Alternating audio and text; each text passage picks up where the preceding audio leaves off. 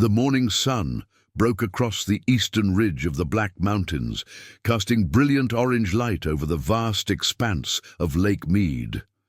Detective James Whitfield of the Clark County Sheriff's Office stood at the edge of Boulder Harbor Marina, his boots planted on weathered planks that had witnessed decades of departures and returns.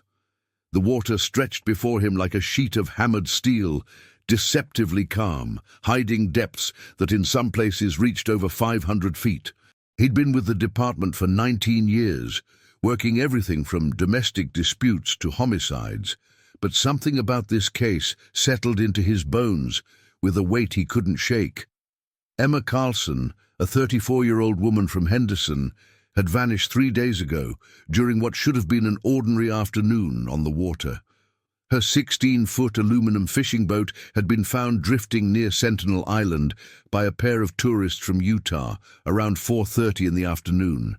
The engine was still running when they'd approached it, idling in neutral, making slow circles in the current. Emma's belongings were all there, her purse tucked under the console, her phone in a waterproof case clipped to the steering wheel, a half-eaten sandwich wrapped in foil sitting on the bench seat. A bottle of water, still cold to the touch, rested in the cup holder. But Emma herself was gone, vanished as completely as if she'd never existed. The tourists had called it in immediately, and within 20 minutes, the Lake Mead National Recreation Area Rangers had arrived, followed shortly by Whitfield and his team. The marina was quieter than it should have been for a Thursday morning in late September. Word of Emma's disappearance had spread quickly through the tight-knit community of regular boaters, those locals and enthusiasts who treated the lake like their second home. Many had stayed away, spooked by the mystery, reluctant to venture out onto water that had so recently claimed someone.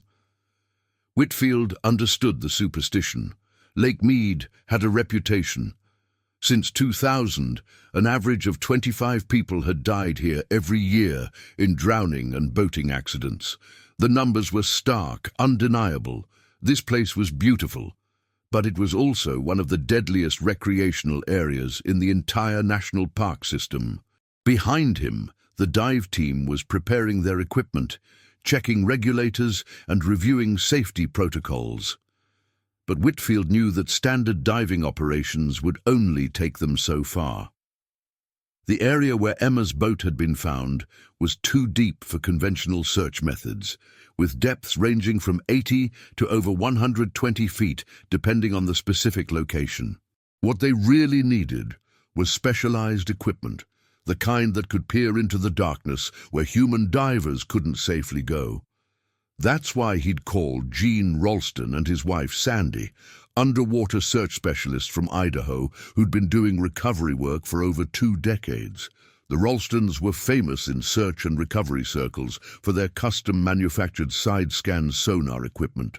Their system could search depths that would kill a diver, scanning swathes of lake bottom nearly 160 feet wide. The images it produced looked like aerial photographs, revealing objects on the lake floor with remarkable clarity. Whitfield had worked with them twice before, once on a case involving a missing kayaker at Lake Powell, another time recovering a vehicle that had gone through the ice at Echo Reservoir. Both times, the Ralstons had found what everyone else had missed. Before we continue with Emma's story, I'd encourage you to subscribe to the channel and drop a comment letting us know where you're watching from. It helps us bring you more stories like this one.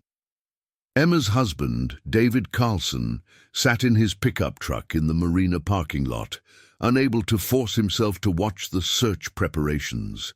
He'd given his statement twice already, once to the Rangers and once to Whitfield, and each retelling felt like dragging himself through broken glass. Emma had left their modest ranch house in Henderson at 11 that morning, excited and energized about testing out the new fish finder they'd installed on the boat the previous weekend.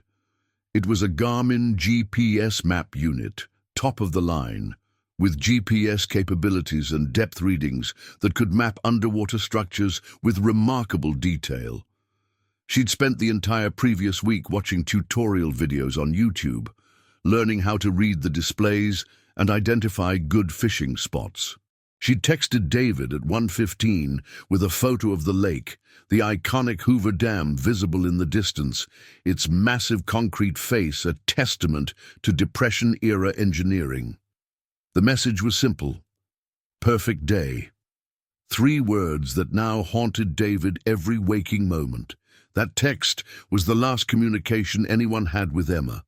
Her phone records showed no calls, no additional messages. She'd simply ceased to exist somewhere between 1:15 and 4:30, swallowed by the lake without a trace. Whitfield approached the truck and tapped gently on the window. David jumped slightly, then rolled down the window.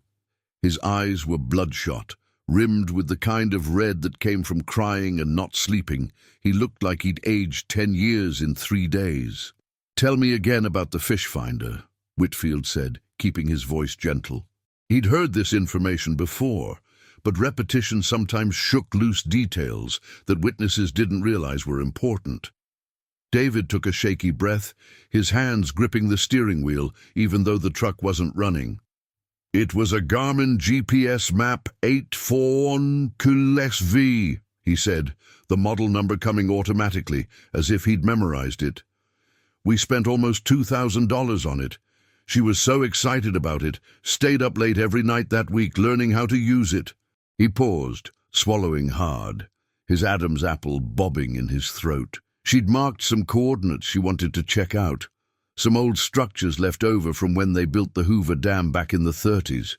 The aggregate plant, she called it, said it was about 115 feet down, and that striped base liked to hang around deep structures like that. She thought with the new fish finder, she could map out exactly where the fish were and have better luck. His voice cracked on the last word. "I should have gone with her. I had the day off. I could have been there." Whitfield made notes in his worn leather notebook, though he'd heard all of this before.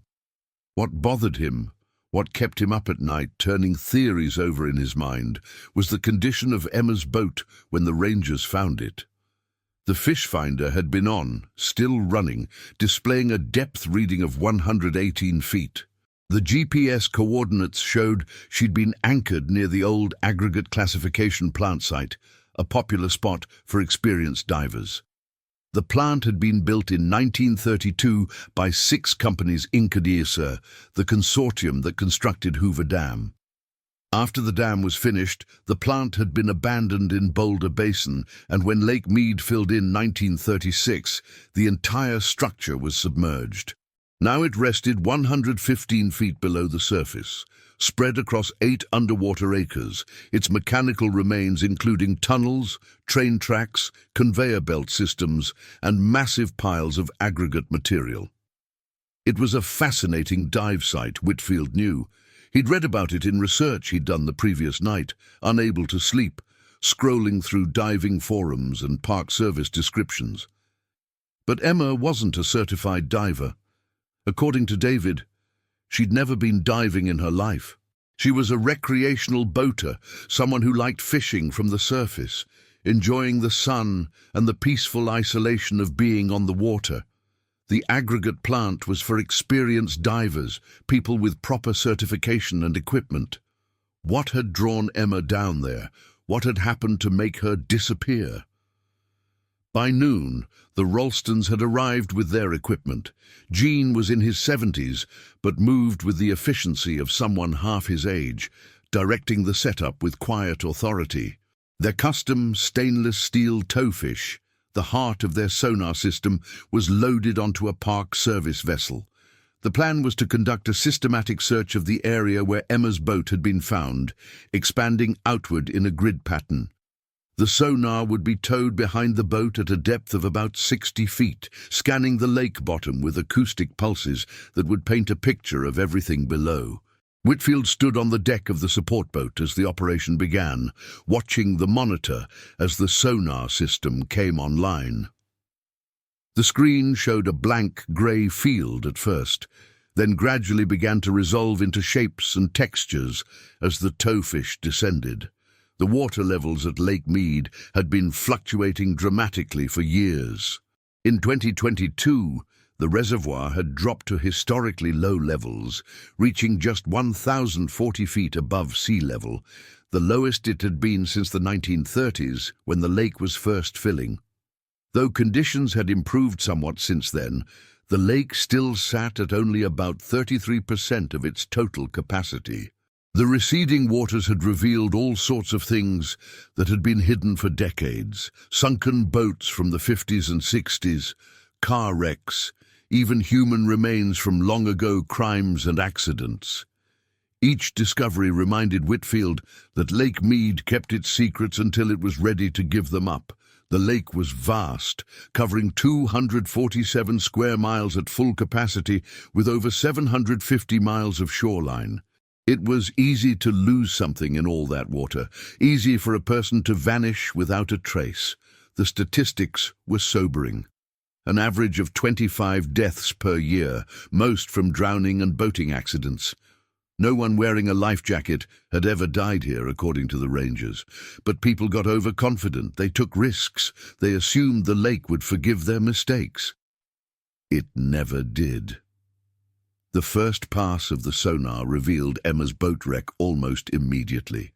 It had sunk sometime after being found adrift, probably during the night when temperatures dropped and condensation accumulated in the hull.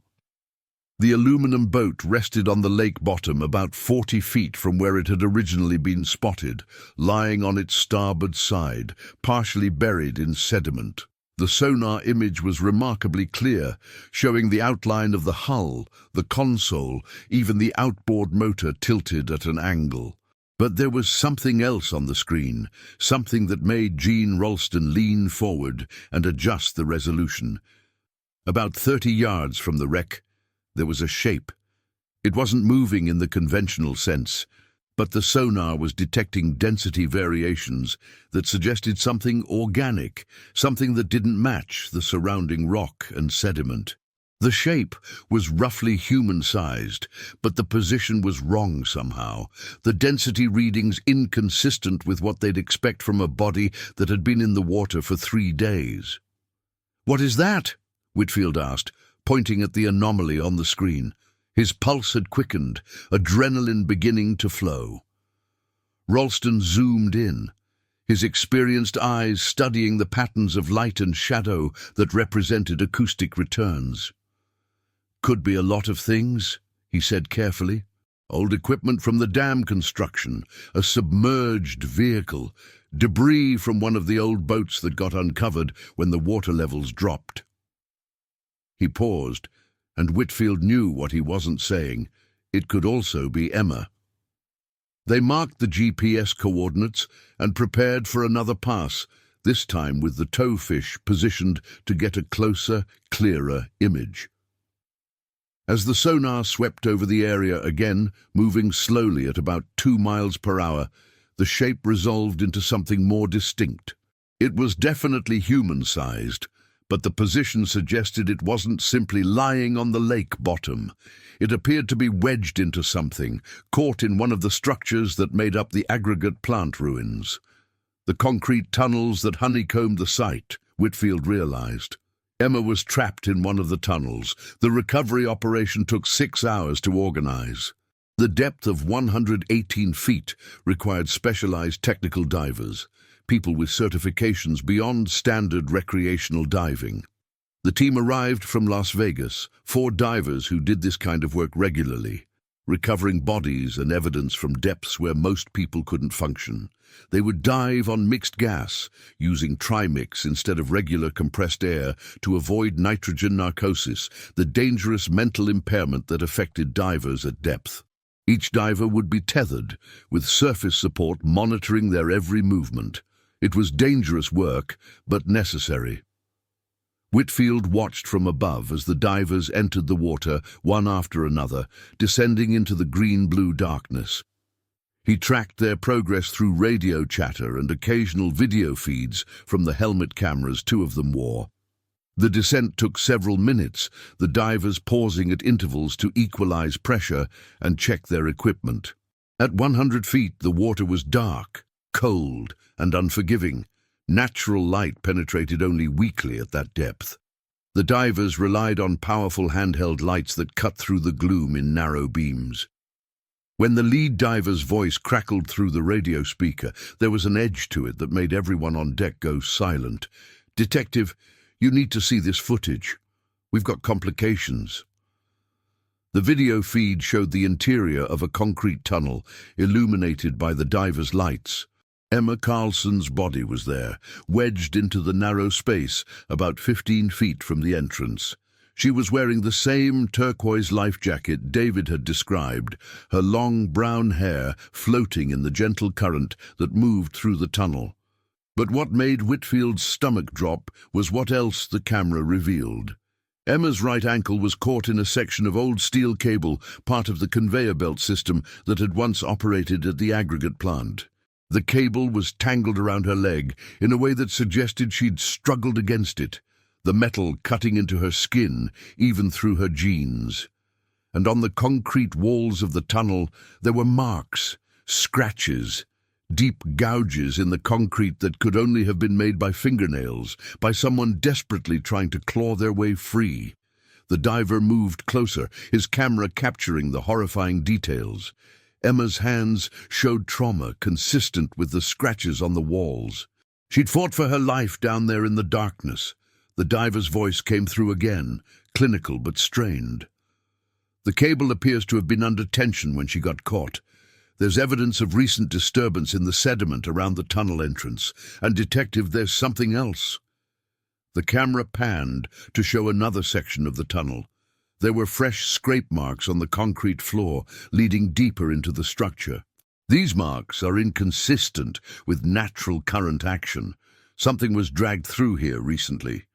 The sediment patterns suggest movement within the last several days.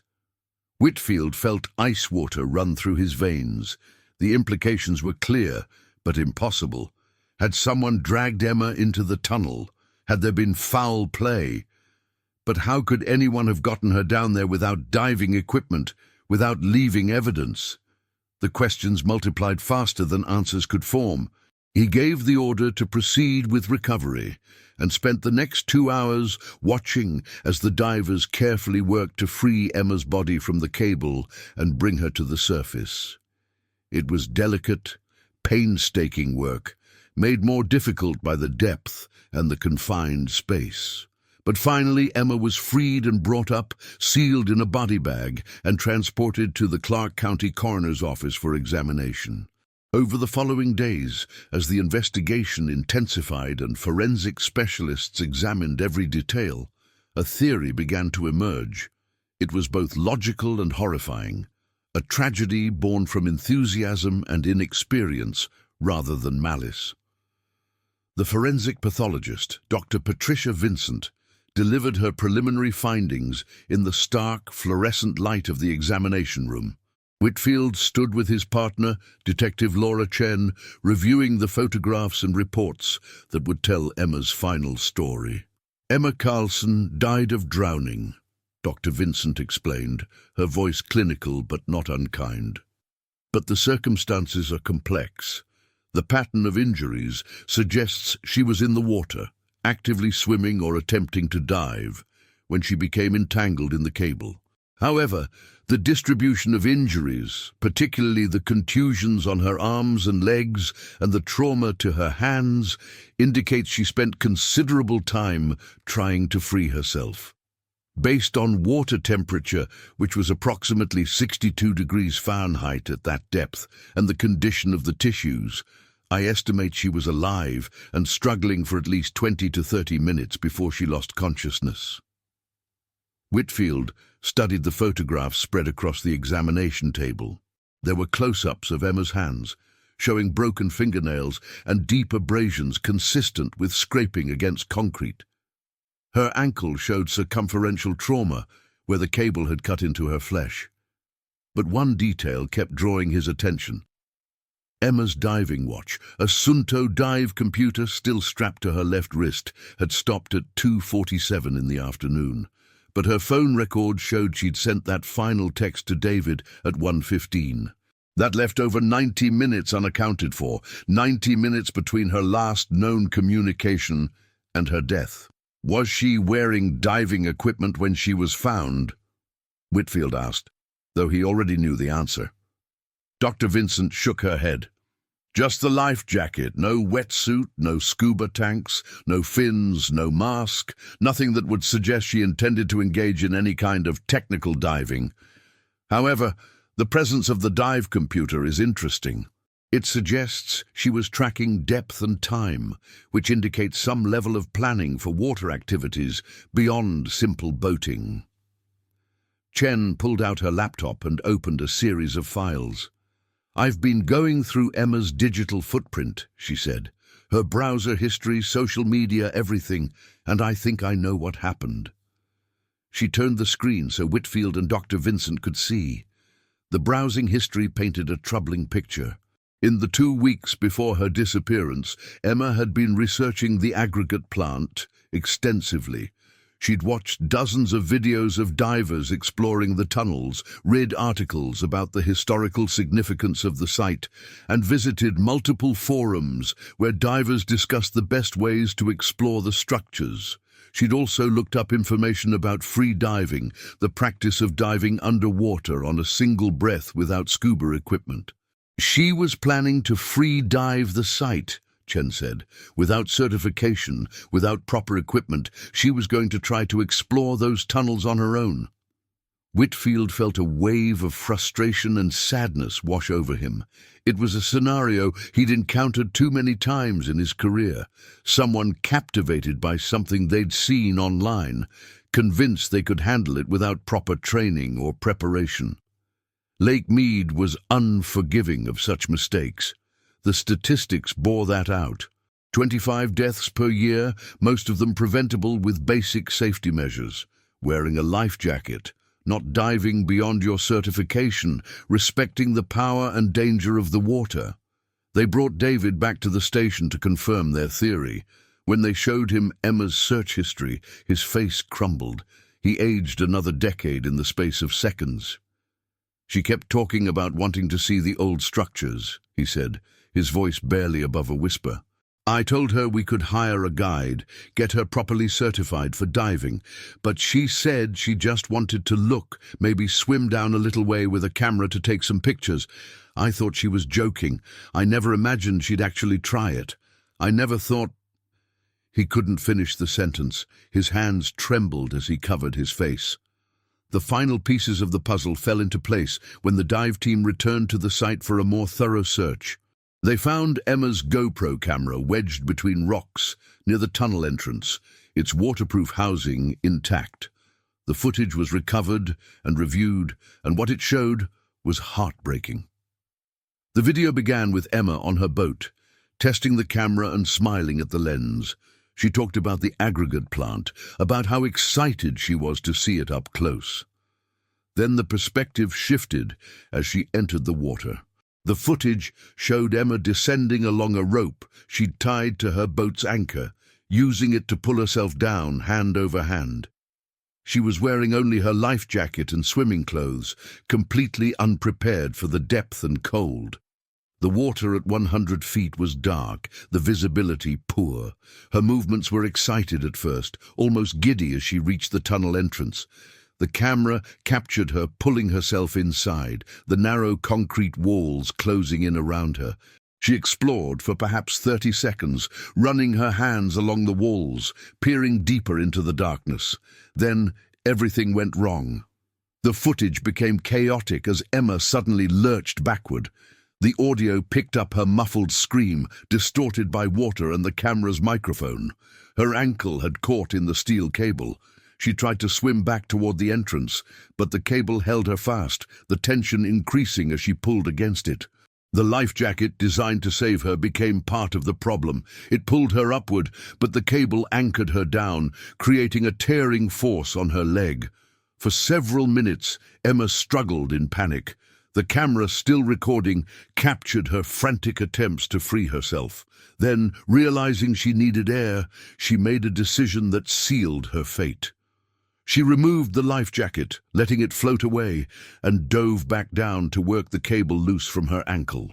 But without the buoyancy of the jacket to help her return to the surface, and already oxygen deprived from her first descent, Emma was in a race against time she couldn't win. The video showed her increasingly desperate attempts to untangle the cable. Her movements became slower, less coordinated, as hypoxia began to affect her brain function. The scratches on the tunnel walls were visible in the footage. Emma's final, desperate attempts to find purchase, to pull herself free by sheer force of will. But physics and biology were implacable. Without oxygen, the human brain shuts down. Emma's movements became sluggish, then stopped entirely. The camera continued recording for another 8 minutes, capturing nothing but drifting sediment and the gentle sway of current through the tunnel, until the battery finally died. Dr. Vincent's final report confirmed what the video had shown. Emma had died from drowning complicated by shallow water blackout, a condition where the brain is deprived of oxygen during breath-hold diving. It was a preventable tragedy, the kind that happened when enthusiasm and curiosity outpaced experience and training. The sonar had detected something moving beneath the wreck because Emma's body, still generating decomposition gases in the warm surface waters that occasionally reached the depth of the tunnel, had shifted slightly in the current before becoming fully wedged in place. It wasn't a sign of life, but of the inexorable processes of death. Closing the case brought no satisfaction to anyone involved. Whitfield met with David one final time to deliver the official findings. They sat in the same interview room where this had all begun, but now the answers only seemed to deepen the grief rather than provide any sense of closure. David looked at the photographs, read the reports, watched a brief edited version of the GoPro footage that spared him the worst details. When it was over, he sat in silence for a long time, tears streaming down his face. "She was so excited about that fish finder," he finally said. "So excited about exploring the lake, learning about its history. I should have realized what she was planning. I should have stopped her. I should have been there with her." His voice broke on the last words, and Whitfield felt the familiar weight of grief that came with every case like this. There were no real villains here, no malicious actors, just a woman who'd made a series of decisions that seemed reasonable to her in the moment, decisions that had led to her death. "Emma made choices that day," Whitfield said gently, "decisions that felt right to her, that she thought she could handle. But Lake Mead doesn't care about intentions or enthusiasm. It only cares about preparation, about respect for its power and danger. I'm sorry for your loss, David. I truly am." It was inadequate, he knew, but there were no adequate words for this kind of tragedy. All they could do was learn from it, try to prevent the next one, and hope that Emma's death might save someone else's life. The Lake Mead National Recreation Area added Emma's case to their safety briefings and educational materials. The aggregate plant site, already marked as an advanced dive location requiring technical certification, received additional warnings about the specific hazards of the tunnels and the dangers of entanglement in old equipment. The Park Service hoped that Emma's death might prevent future tragedies, though they knew from bitter experience that the lake would claim other victims. It always did. 25 deaths per year after year, despite all the warnings and safety measures. David established the Emma Carlson Memorial Fund, providing free diving certification courses and underwater safety training to aspiring divers and water enthusiasts. It was his way of channeling grief into something constructive, of ensuring that Emma's death might lead to others being properly trained and equipped.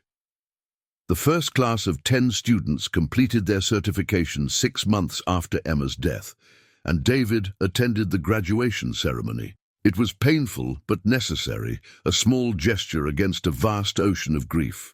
Whitfield still drove past Boulder Harbor Marina sometimes, usually in the early morning when the light was soft and the water was still. He'd park in the same spot where David had sat in his truck during those first terrible days, and he'd watch the boats come and go. Lake Mead remained as beautiful and dangerous as ever, its depths holding more secrets than would ever be recovered. The water stretched to the horizon, deceptively calm, hiding 500 feet of darkness below.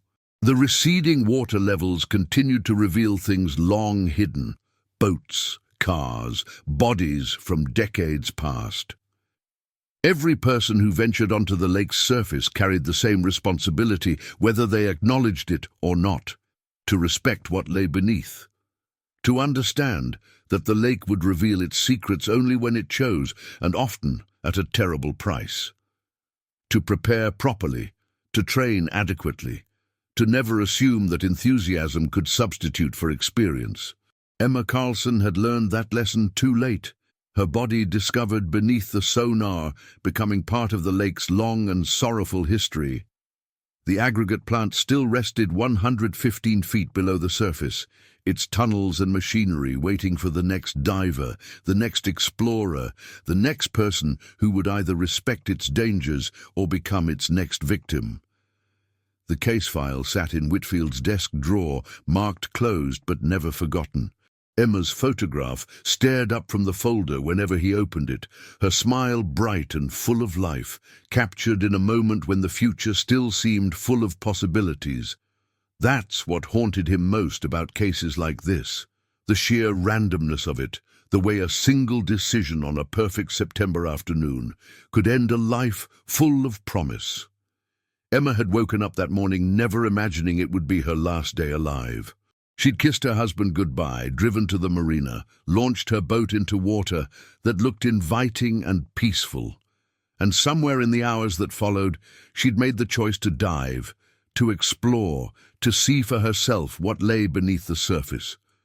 That choice had cost her everything, but perhaps, Whitfield thought, her story might save someone else.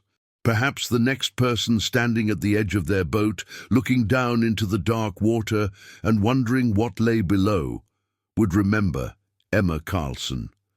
Would remember that the lake keeps its secrets for a reason, and that some mysteries are better left unexplored by those unprepared for the depths. That was the best anyone could hope for. That tragedy might birth caution, that death might preserve life. It wasn't much, but it was something, and in the end, something was all they had.